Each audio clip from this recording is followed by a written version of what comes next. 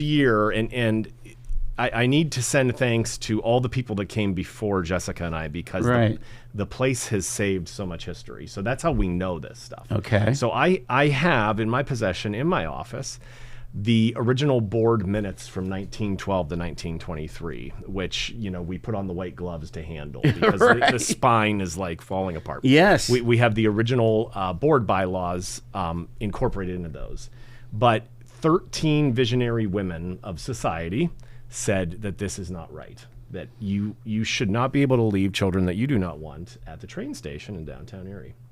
Was there something particular where the children generally had something, I guess, wrong or some kind of issue with them? So yes, or other circumstances that back then society, even poverty. Yeah, yep, everything you could imagine back then that society would frown upon.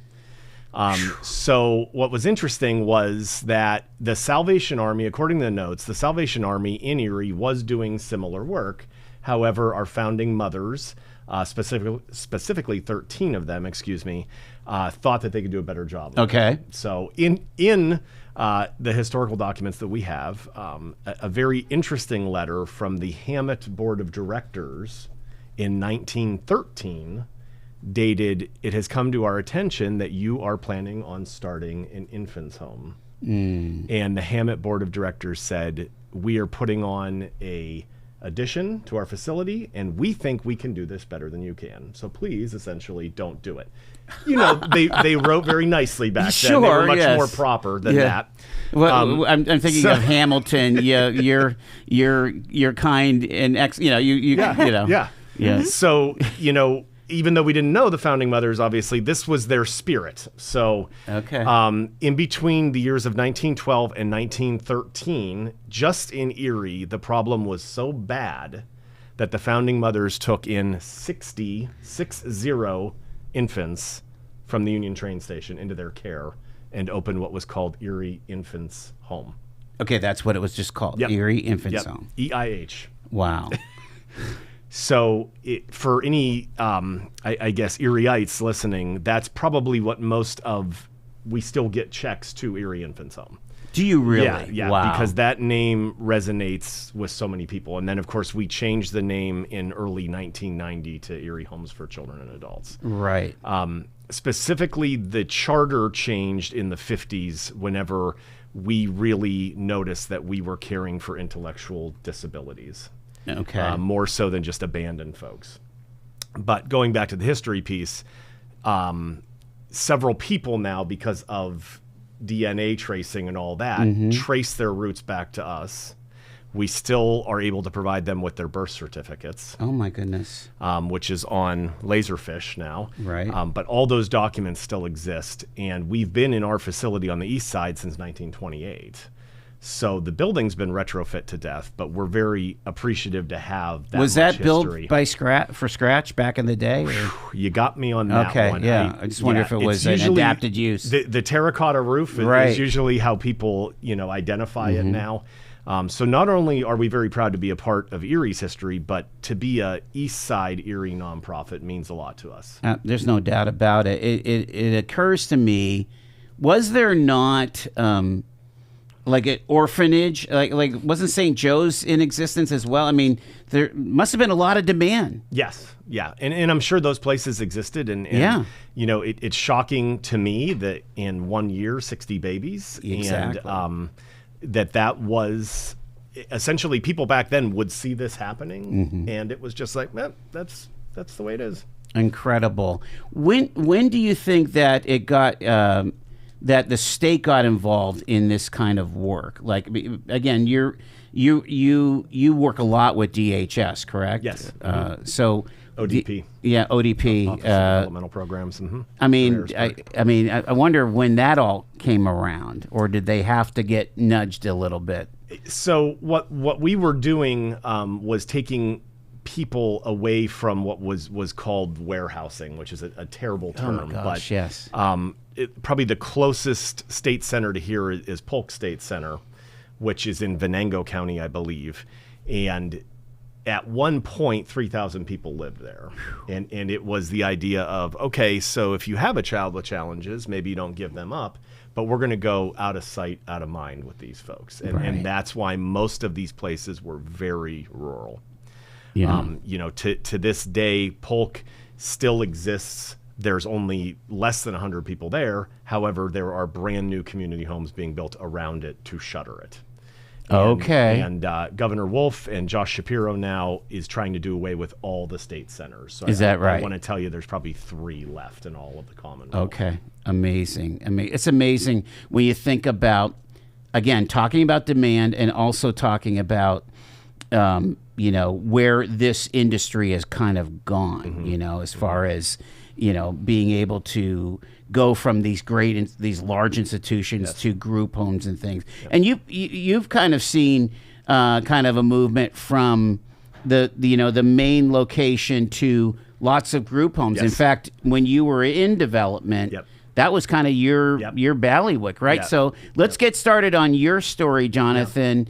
What did you do before you came to EHCA? So I had a lot of different jobs, like many of us do, you know. But I would say my first suit and tie job out of Edinburgh University, out of college, was Verizon Wireless in Meadville. Okay. Small business and retail sales. Sure. And that's kind of where I learned my customer service, because, you know, Erie had like 2 cell phone towers and Meadville had 1. So here you are selling. You're talking way back when. Oh, yeah. Yeah. You know, I'm 49. So, yeah.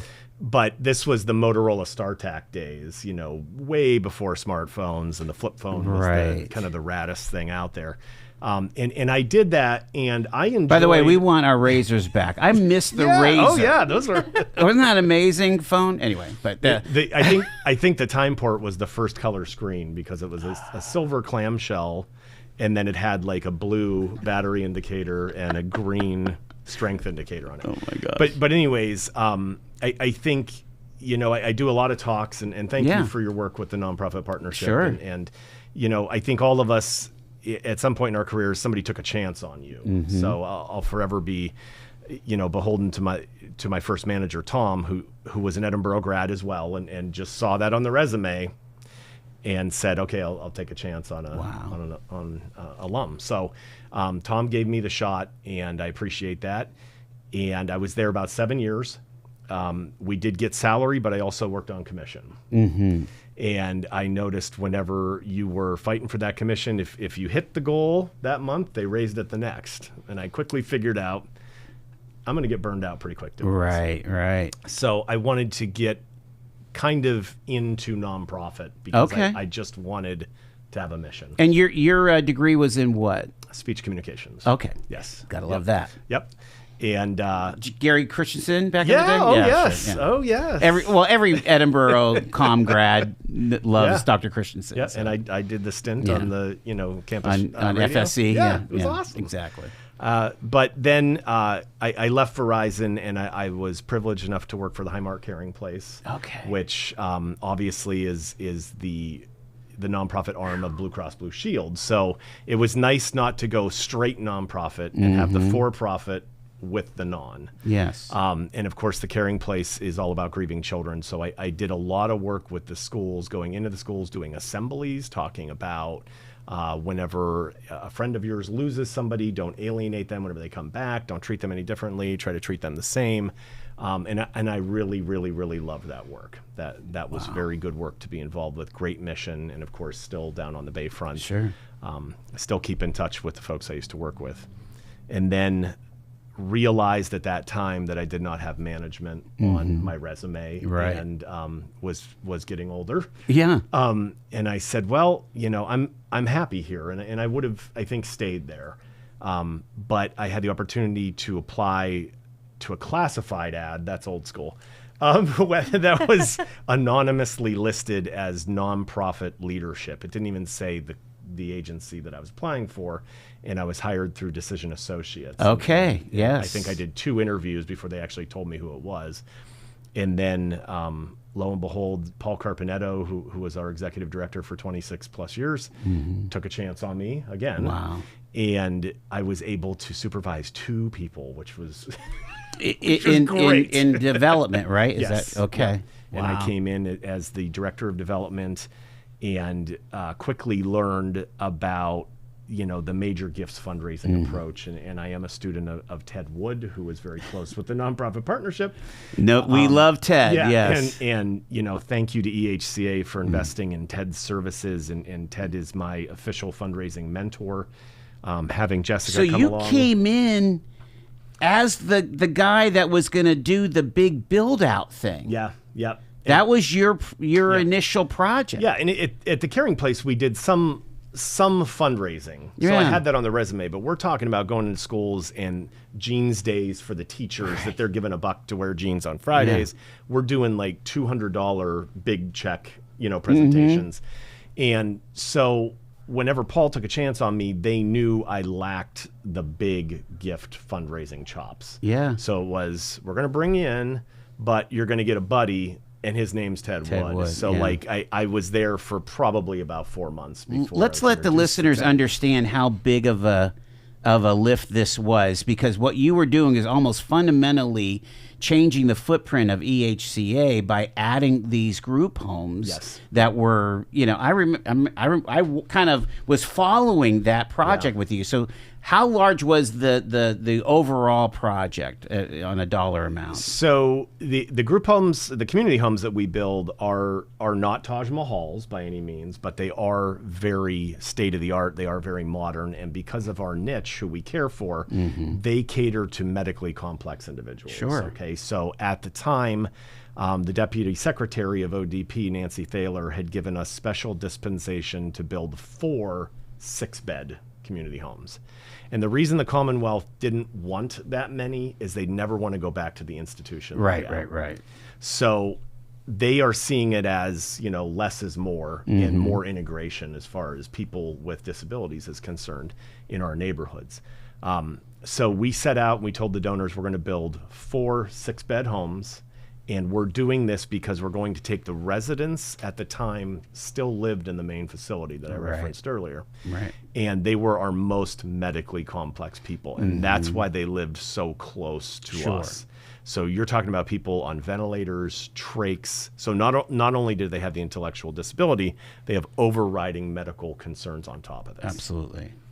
And whenever we did tours, we cautioned people, that this is some of the most disabled people you're going to see. But the goal here was to be able to move them from the main facility into group homes. Yep, and integrate them in the community. And you were able to do that. We were. Did you build all 4? We got about 3.5 right now because of COVID, which you mentioned earlier. I remember that, yeah. So we have a great partner in Lake City Homes in Lake City, Pennsylvania. And any of our stick homes that we have built, they have done them all except for one. So we started that relationship with them in the early 90s where they built the first 2 in Titusville.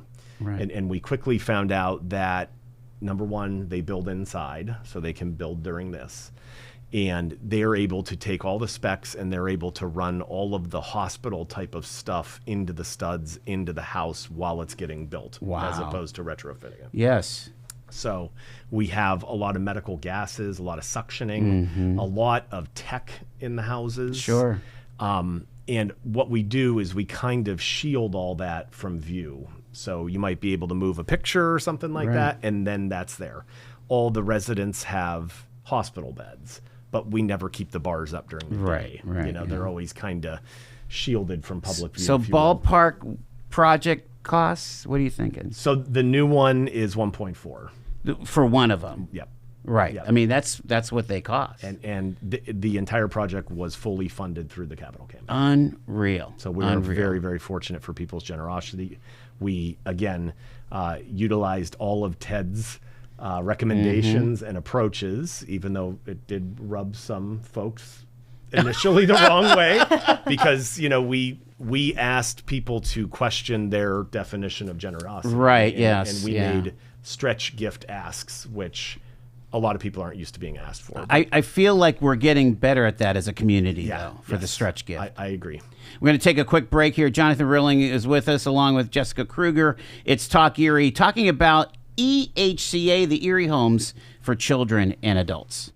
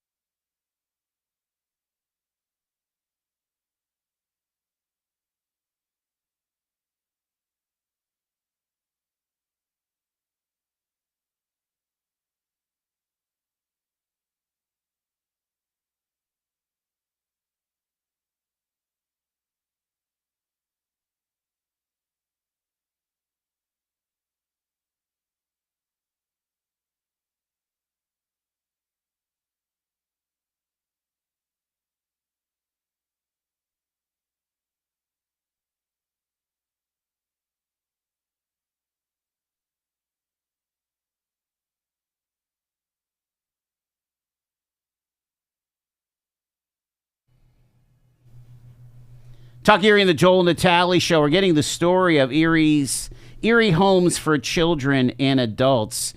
What are we talking about? 100 and, Almost 13. 113 years now.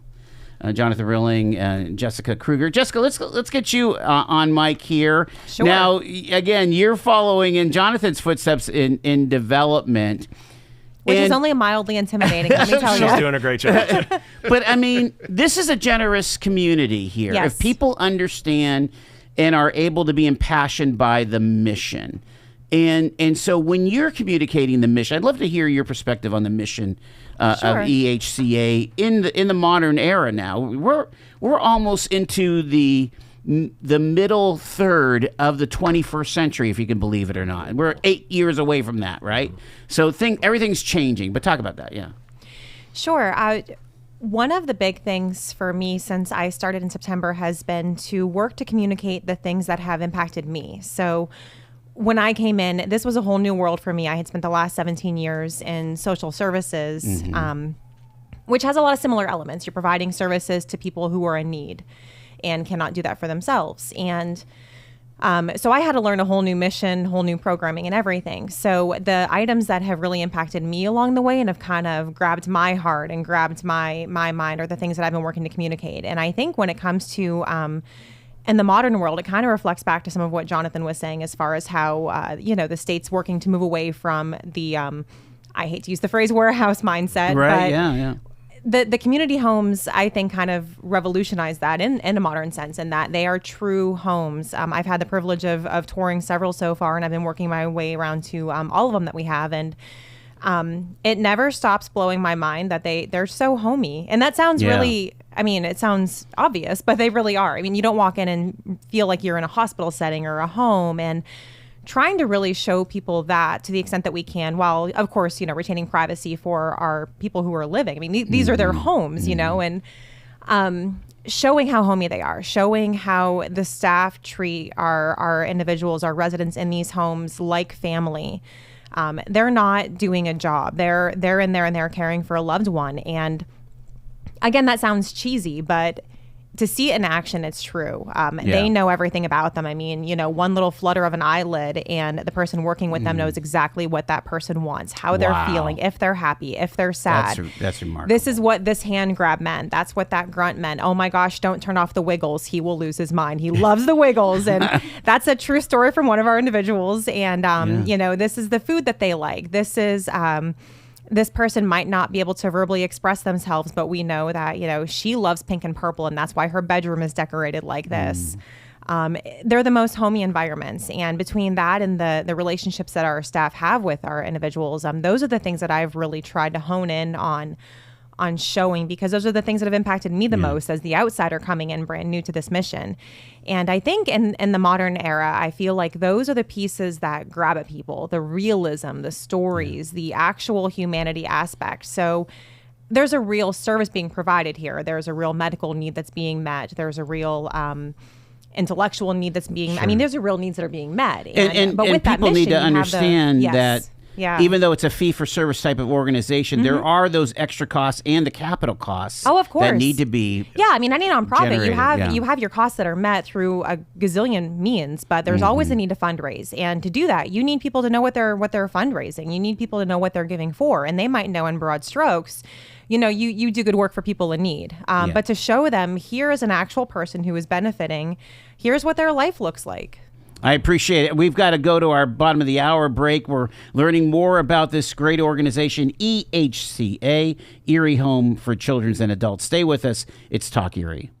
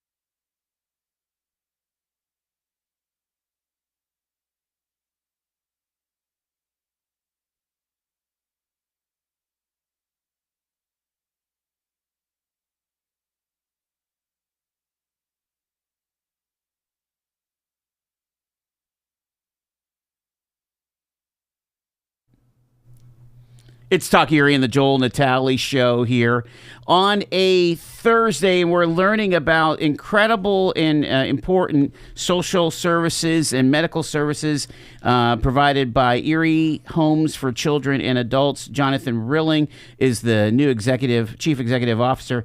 When did you finally take the title on there, Jonathan? So it was the first of the year. Okay, so yeah, we got you in the first month. Yeah. Amazing. Yep. Jessica Krugger is the director of development here. I want to get to talking about careers because I feel like a major theme of our show here is always talking about workforce, and we always want to get to that. But let's talk about where you guys are at. I mean, during this transition from your former CEO to now, where does that put kind of what are some of the statistics of the organization at this time as you take over? Like how many workers, how many patients or clients and so on. Yeah, thank you. So a lot of people don't realize that we're in the top 30 employers in Erie, Pennsylvania. Wow. Which we're very proud of. Yes. So we have just below 600 employees, and we care for just around 500 people a day. So is there some outpatient too, or it's just really being a lean, mean fighting machine. I mean, we are very. I think fiscally responsible at the top compared to other nonprofits, other companies. So, Jessica and I are part of what we call the administrative council team, and there's 8 of us, including us too. And then that group bleeds into the leadership team, which is about 20. And those 20 people that include the AC team oversee the rest of the employees in some way or another. So we feel that we're very fiscally responsible. Sure, yeah.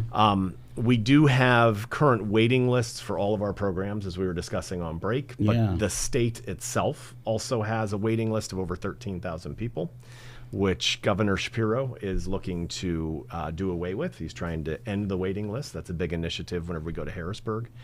And that could be anybody waiting for any type of disability services. And it is skewed or I should say it is sorted as kind of like a organ donation list of emergency cases that need met on top. I think you need to make it clear because people might have their arms around this. But this, what did you call it? Medically complex. Yep. You're one of 5? One of 5 in the state that handles the type of cases that we do. So you can call it medically complex, medically fragile, but it is people with overwhelming medical concerns on top of the intellectual disability diagnosis. And so, and so the goal here is quality of life, but also taking care of the maladies, the actual physiological issues that are happening, whether like you said, suction and air and all that thing. We differ from a hospital. Any service provider does. Any disability services provider does, because the people we care for are not going to get better, and we know that. And I think the role of the hospital is to get you better, to get you therapeutic as opposed to chronic. Correct. And so what we aim to do is present to our folks what is called an everyday life, and that's to give them opportunities, choices, to make the choices that so many of us take for granted on a daily basis. We have an event every summer called the Victory Ride, and it was started because our people achieve victories every day. So their victories look very different than our victories, but it's a victory nonetheless to them, and it means a lot to themselves and the staff. And to Jessica's point, it's a heartwarming thing to see. Wow. Everybody that works for us may say it differently, but we're all there for the mission at the end of the day, which is a great thing to be a part of. That is remarkable. To have this team for these patients is amazing.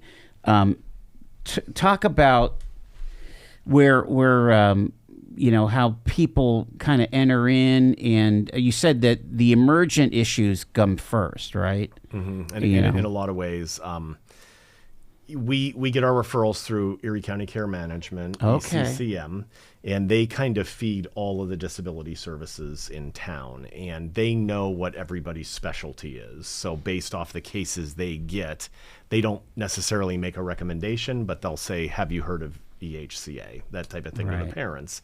Then the parent through the service coordinator contacts our admission person, Janess, and that's really what kind of cracks the door. We have a wonderful, creative, dedicated team. So we pride ourselves on not telling anybody no. Wow. So if we don't do what you need right now, we will damn find a way to do it. Yeah. So, wow. and that's kind of been our special sauce and kind of our differentiator through the years. Can you talk about the age range? Because again, it started out as the Erie Infants Home. Are we still taking in infants? So we pride ourselves on really providing a full spectrum, a full continuum of health care. Okay. So we have a program named Project First Step, which is actually aimed at disability prevention in the first place. So even with all of the technology and the medical know-how that we have now, medicine still doesn't actually know what causes disabilities from occurring. Okay. We know that there are behaviors that expectant moms can engage in that is going to increase their chances of giving birth to a child with disabilities. Kind of like a fetal alcohol syndrome or something like that. All that. Abuse, Yes. Maybe they have intellectual disabilities themselves. Maybe there's genetics there. So our people go, our Project First Step crew goes hand in hand with them to make sure that they're going to their well baby visits and all that so that they have the best chance of giving birth to a child. Yeah, you would have Healthy, never happy thought baby. that was a role that you guys had. Yep. So we have that all the way through our programs. So we have residential, we have community, and we have something called life sharing, which is Chuck Walzak, my predecessor, always said the first step to sainthood. That is where my family would adopt a child with challenges and have them be our own. And then the state gives those families a stipend. We have staff that come in to support those families that elect to do that. Wow. To make sure that they're successful, that the house is ADA compliant and safe, things of that nature. And then even into our MOVE program, which is out on the west side by Wegmans West, we now have the older adult license. So as our people age, we like to think we're taking good care of them, so they're not infants anymore. They may have joined us that way, but they're living longer. All of us are, knock on wood. Yes. Because of medical advances. Interestingly, though, sorry to interject there, the older adult license, though, at the MOVE program begins at age 55. So when he says older adult, it's not even like they have to 6 have a more license years to care for for me. like an elderly Right, person, quote right. unquote. This is somebody who had their 55th birthday and the very next day would not be able to attend this community program that they've loved. Wow. So Wow. they got dual licensed for that. So the age range for all the programs truly does span from, in the womb through Project First Step up to our oldest residents who are in their upper 80s. So we have the Is that whole right? gamut, the whole range of ages and differences. And I kind of see these threads in all these social services kind of coming back and forth. Mm-hmm. It makes me wonder, is there a touch from the foster care system to what you guys do? Sure. There is. Yeah. How does that work, John? So Project First Step works closely with OCY. OCY is a great partner of ours, and we'll take referrals for Project First Step through OCY. They are one of the funders of the program, the main funder of the program. To really, again, just improve chances is what we're trying to do. Is Right. really arm people with the best tools they can Okay. to have healthy pregnancy outcomes, also live a healthier life, and be good parents for these children that they're having. But if a child is born in medically complex situation, Yep. that's where you step in on that. Yep. I mean, are we talking? I again, just not everybody is living at EHCA. Sure. Right. So Correct. Yep. So if you, let's say you have cleft palate or something like, is that somebody that you would work with? or Not necessarily, but Okay. yeah, that might be one of the Okay. things. Yep. Yeah. I'm just thinking of the things that kids come up with, you Yeah. know, or a CF or something Yep. like that. Yeah, I you mean, know? our community programs work with the families for whatever they need. I mean, Yeah. we take some of the participants for 2 hours if that's what Okay. the family needs. Okay. So, we want to work with the family to create the best quality of life for the individual with disabilities that's in their orbit.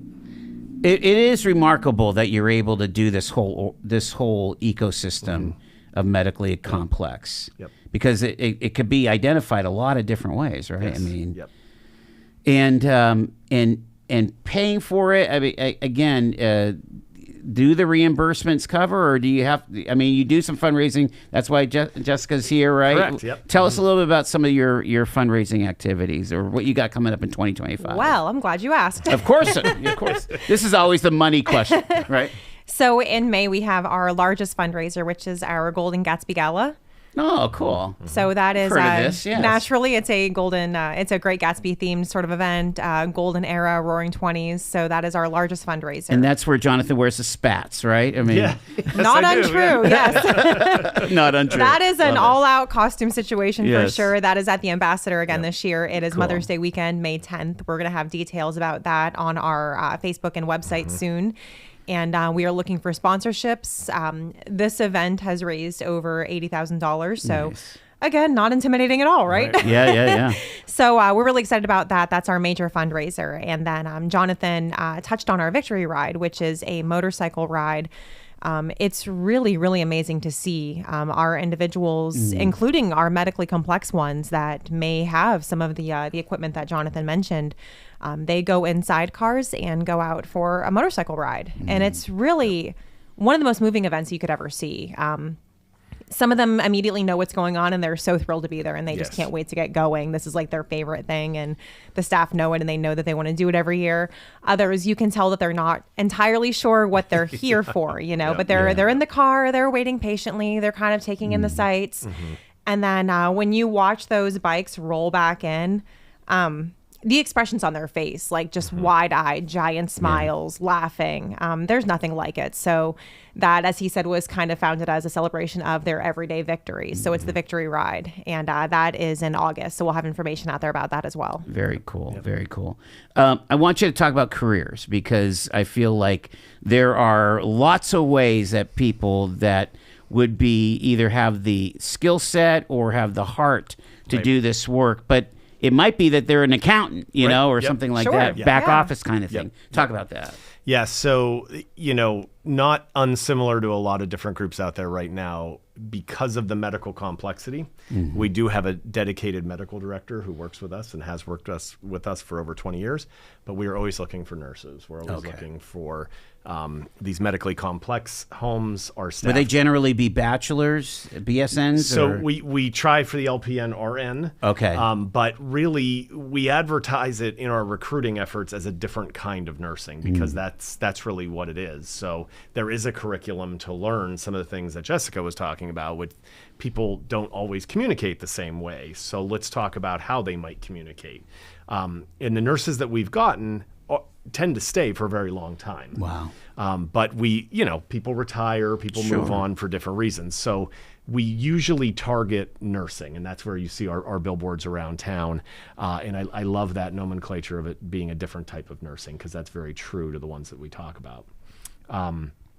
The direct support professional, the DSP, is 80% of our workforce. Is it really? Yeah, Wow. they're the hands that carry out our mission. We do all of our own training.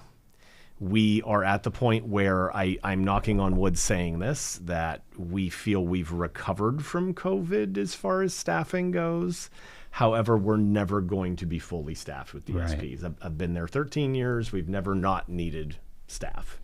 So we're always looking for DSPs. If you're listening, if you're interested, give us a shot. I speak to all the onboarding classes biweekly, and I always say if EHCA likes you and you like EHCA, you can stay at EHCA a very long time. Wow. For example, we have a staff that was hired the day before I was born who still works there. Wow. So our tenure is second to none. So we have almost 175 Well, that employees. has a lot to say about your culture. Sure. And again, Jessica touched on it. It's you become a part of these folks' families and you're really ingrained with watching this individual succeed the great things that they do. I would imagine that our declining population is a challenge for organizations, not just your organization, but organizations altogether like yours, because there's no AI or robot that's going to do what you guys do. Correct. Nor would we want that. Correct. You need that human touch in this work. Yes. Yeah. Very, very well said. And I mean, if as I said, I'm 49, and it's becoming clear to me that if I'm lucky enough to make it to a nursing home someday, is R2D2 going to be delivering my meds? Is that what the future looks like? And again, as you kind of alluded to, that would not be true to our mission. So that's we don't want to see it go there, right? But we also have to be real with the things that you're talking about. Sure, yeah. Well, again, I could see AI enhancing medical outcomes, or just better ways to respond. Sure. Yeah. And also, helping you write a grant proposal, right? I mean, Yeah. seriously, Yeah, for sure. that would be helpful. But the actual, hey, I'm interpreting what this person is saying to me. Right. Yeah. And like Jonathan said too, yes. if you're listening and you're thinking, your mission sounds great, but I just don't have that. The training is unreal. They give you every tool that you could possibly need. It's all handed to you. All you have to do is take it and implement it. So Correct. I would definitely encourage anybody. All of our careers are always listed on our website. And when he says too about how, you can stay at EHCA forever, I can't even tell you in a few short months how many staff I've come across in all different positions across the agency that started as DSPs. Some have been Seriously? DSPs for decades because they enjoy the work, but the opportunity is there if you say, you know what, I want to explore this career path. I want to explore this department. The culture of fostering that career path is there for anybody who could ever want it. So, For sure. And that's very unlike other avenues, I think, where it's, you have to stay in this place, or your management might, sort of not recommend you for that because they want to. I mean, I've heard some horror stories from other, parts, and Right. EHCA isn't like that. They encourage you to explore what's going to make your path better there. Well said. Do you feel that Erie is just one of those special places? I feel like we are rich with these kinds of organizations, with being able to be best practice in human services. I feel there's Absolutely. there's something special about Erie. For sure. And I mean, you mentioned in before we went on the air, I mean, Erie Gives Day is a perfect example through the Erie Community Foundation nonprofit partnership. It's, we always say it's a small pool. Well, look at what the small pool can do when everybody swims together. And Erie Gives Day, that number keeps on going up exponentially every year in the participation. Even when you think, there's no way we could beat that number, and we beat it. We It's do. incredible. And the other cities, the larger cities that we modeled this after, they lost their Correct. momentum years ago, and we're Yes. still trucking. It's amazing. Well, it is remarkable. I think it has to do with these beautiful. I really say it. These beautiful organizations that were handed down by our ancestors. Yes. You talk about your mothers. Yeah. Who wanted to do something with their wealth. Yes. And here they are helping infants, and now helping individuals through their entirety of life. It's really, really special. Yeah. Thank you so much for sharing your Yes, story. yes. And Thank you for the congratulations opportunity. on Thank you for the having us. Thank on you, the Joel. post. Appreciate it. You got it. Jonathan Rilling, Jessica Krugger here. Thank you. From the Erie Homes for Children and Adults. It is 7 minutes in front of 5.